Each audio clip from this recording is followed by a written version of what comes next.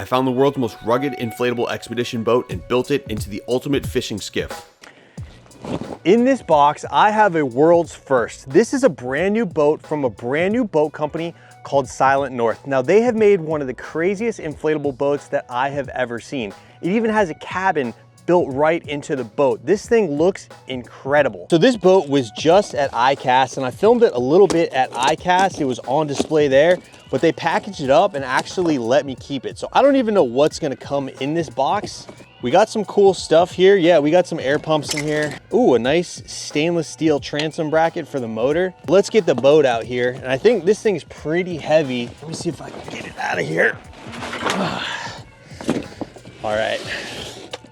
Yeah, look at this thing. There's no directions because this is a brand new boat. Pretty much a prototype at this point. There we go. I told you guys this boat actually has a cabin built right into it. I didn't tell you how big the cabin was, but it actually does have a fully enclosed cabin that is somewhat watertight. I think that's pretty incredible for an inflatable boat. Now, this is where you would store all your camping gear up in here. You could load this thing up with camping gear, survival gear and everything. And then it's got a watertight zipper, and then these Velcros go on, and then they have a drip edge like this. It's got a nice bench seat on it. So this is the motor bracket that it comes with. Looks pretty good for a trolling motor, not much bigger than that, but it's got these big pins which slide in. This is the first time I've ever done this, and actually that's really easy to do. Let's pop the rod holders in here. Pretty generic rod holders, but they'll do the trick. They're adjustable rod holders. You can swivel them in any direction. So I love how the boat's turning out. It looks incredible. I love the cabin on the front. The rod holders fit in nice. The motor bracket fits in nice, but there are a few issues. So one of the things that I don't like is how far forward the seat is compared to the motor. So if I'm sitting all the way up here, I'm gonna have a hard time reaching back and steering this motor. Even if I have the handle extended all the way on this motor, it's still gonna be really far back there. Now I could slide the seat further back, but then I'm hitting the rod holders. So I'm not in love with that either. Now my other option is I could just take this seat out altogether and use a cooler. So I've got my really nice Rugged Road cooler right here. And you know, obviously you can have ice and fish in it. I could sit on that and use that as my seat, but there are no tie downs on the deck of the boat, so I can't tie the cooler down to the boat. So this boat is a prototype. They're gonna have to improve some of these things. So I'm definitely gonna give some feedback to them so they can straighten this out. But I think what I'm gonna do for now is I'm gonna leave the big inflatable seat inside the boat like this, and I'm going to use a GPS controlled trolling motor. So this right here is the Autoboat Smart Head on my old trolling motor. So if I put this on here instead of this, I can control this with a remote. I don't even need to reach back and touch this motor at all. So I think that's what we'll do. We'll put the GPS controlled smart motor on here and get this out in the water. All right, we got the Silent North out here on the beach. This is gonna be the first ever water test. I'm pretty excited. So I do have an oar right here just in case we need it. Now, unlike a regular paddleboard or smaller boat, this thing catches wind pretty good. So you do have to be concerned with the wind here. Oh. Despite its large size, the boat paddles almost as easy as a paddleboard. Drop the trolling motor down. There we go, yeah. Feels great, man. This trolling motor is perfect on this thing. Here we go, let's do a little stability test. Stand all the way here on the side. Very stable. Stand all the way on the edge, and it doesn't even tip.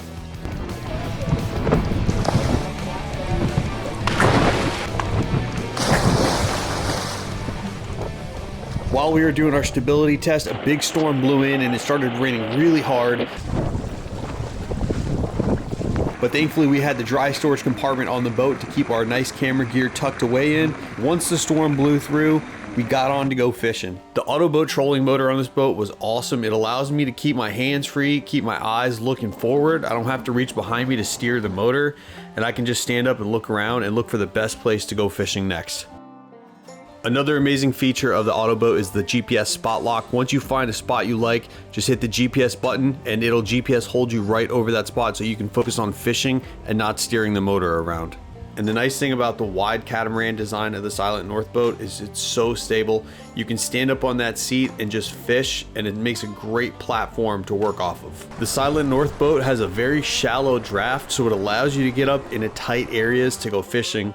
Now, one thing I was concerned about in going shallow areas was sharp rocks. This is an inflatable boat, but the bottom of the pontoons on the Silent North are reinforced with this heavy duty rubber, so they are very abrasion resistant, so that gives me a little bit more peace of mind.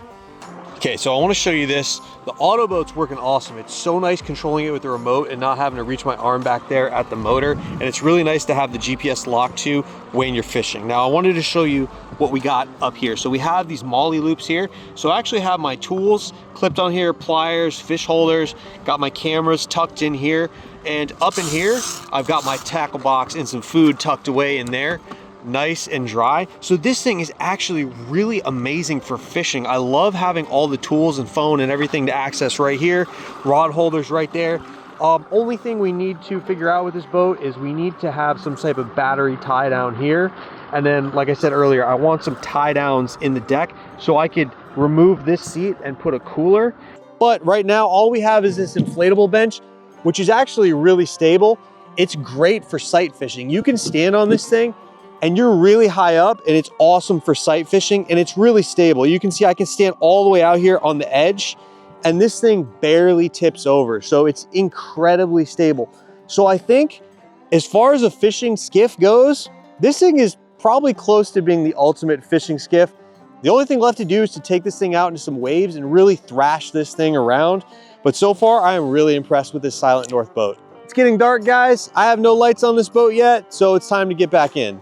This boat performs so well with the electric trolling motor, we decided we need to go a little bit bigger. Not just a little bit bigger, a lot bigger. We're gonna put a Suzuki 6 horsepower on the Silent North catamaran boat. Now, I don't think this boat is designed for this size motor, and I don't think the company would really want me to put this size motor on it, but I really want to torture test this boat and see what it can handle and see how it holds up in the rough water and with a big motor. So what we're gonna have to do is custom make our own transom bracket in here to mount the motor on. Now, this transom bracket is gonna need supports that run all the way up the side of the boat.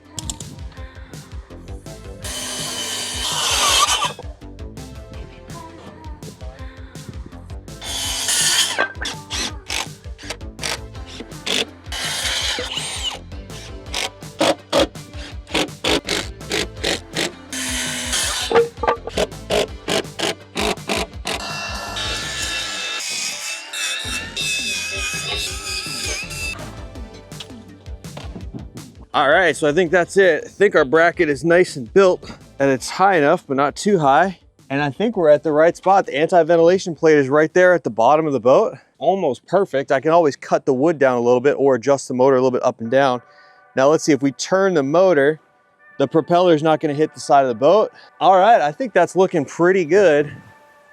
We packed the boat up and brought it out to the lagoon for its first water test with the big motor. We got it on and floated it in the water, and the buoyancy on the boat was perfect to hold the motor up. So of course, always have a PFD and always wear your safety lanyard in case you fall off. But here we go. I'm about to hit those barnacles there, so let me put her in reverse. Oh, I got water pouring in the back. That's crazy. Where I put the wood, I've got this little gap. When I put it in reverse, the water poured into it. When I went forward, it did drain out, so I guess we'll be okay, but that is concerning that I could pool up a lot of water in here really quick. So I idled it out to the channel, and then I hit the throttle to give it our first high-speed test, but I ran into some trouble. It did not want to take off, and it kept aerating or cavitating. Something was very wrong with the way I had mounted this motor. Now, I assumed that I probably mounted it too high, so I actually brought a circle saw with me, and we decided to cut down the bracket to adjust it. That is a pretty good cut for bouncing around on the waves like this with a circle saw. So I took off for round 2, and this time the motor was perfect. The propeller had the perfect amount of bite, and this thing took off like a rock. It went very fast, and this thing was incredibly stable. I jumped it over some wakes of the boat, and it handled it phenomenally. So we got Old School to jump in the boat and rip it around like he does. He tore the thing into some really hard turns, tried to get it to tip up on its side, and it held in there stable. He jumped it over the wake a whole bunch, and this thing is rock solid. Didn't want to nose down or anything like that. He even ran it up onto the wake and did a nice catwalk with it. It looked really awesome. It's hilarious seeing Old School tear this thing around. And we even tested it out with 2 people, and even with 2 people, this thing still gets up and moves really nicely. Now that we had tested it in the bay, it was time to take it offshore, so we headed for the inlet. Now the tide was going out and meeting a wind that was coming in, and it made for some really nasty conditions at the inlet.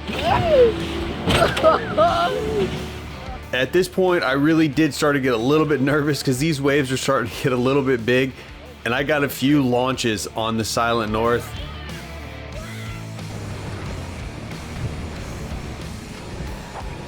And thankfully this thing hung in there. It was actually a lot more comfortable to ride in the inflatable boat than it was for my guys to ride out in the aluminum boat. But to make matters worse, I picked up some seaweed and I kind of lost power on the motor, and I had a hard time powering out of some of these waves. A wave caught me in the back and it shoved the nose of the boat almost underwater. I thought this thing was going to tip over, but thankfully that enclosed compartment on the front of the Silent North actually kept all that water out of the boat, even though it got dunked almost completely under. That thing actually stayed completely dry, and I was able to just motor out of that once that weeds cleared off of my propeller. Now that I was out of the slop, I was able to really light it up and launch this thing over some of the swells, and this thing was so much fun. It handled the waves very, very well for such a tiny boat. This thing was incredibly fun to run around offshore, and running the boat through these conditions made me so much more confident in the construction of this hull. Check out the side-by-side of the Silent North running next to our aluminum 16-foot V-bottom boat, and you tell me which one you thought handled those waves better. Who was slamming down harder on the water, and who do you think had a more comfortable ride? Because I think I had a better ride in the Silent North, because for some reason that inflatable boat just handles all the shock that goes through the hull. After the offshore test, we ran it inside and tried to do a little bit of fishing with it, and obviously without the spot lock on the trolling motor, it was much more difficult to fish on this with the gas motor. I would drift past my spot, I would have to get down, fire up the gas motor again, back it up. So this is definitely not the ideal setup for fishing inshore like this. So I cruised over to some dock pilings, wedged the boat up in the dock pilings and fished that spot, and I actually got lucky right there. We're on. First fish on the Silent North. Little grunt, I think. I'm not even sure what that is. Now that we've proved the seaworthiness of the Silent North, it's time to find the perfectly sized motor. So a company called Bixpy sent me their new N3 motor. This is a fully electric 3 horsepower outboard motor. This setup is incredibly quiet. You pretty much just hear the boat moving through the water. You hardly hear any motor noise at all. So it's awesome on the Silent North. These motors are pretty nice because they come in standard outboard motor length, so short shaft, long shaft. So this will fit right on the same bracket that I had the gasoline motor attached to. And what's cool is this thing has its own built-in battery. So what we would call the power head of a traditional outboard motor, that's where the battery pack is on this Bixpy N3, and the actual motor is pretty much down there where the gear case would be. So there's no drive shaft going down, there's no gears that are gonna wear out, so it's gonna be a lot less maintenance using a motor like this. Oh yeah, baby. There we go. We're on. Woo! Haha, look at that. Second fish on the Silent North. That's the smallest little largemouth bass you've ever seen. I got about 6 miles an hour on this and about an hour of runtime at full throttle. Obviously the runtime is going to go way up if you run it at half throttle or 3/4 throttle, but I think that's pretty decent. Now the battery is replaceable in the field, so you could buy a spare battery and swap it out. It's actually the power head, the battery pops right off, you plug the new battery in and you can keep on going. So this motor is pretty cool. If you want to check one out, check in the link below. I'll have a link for you. Go ahead and click on that and check out the Bixpy N3. Awesome little motor for a good little fishing boat.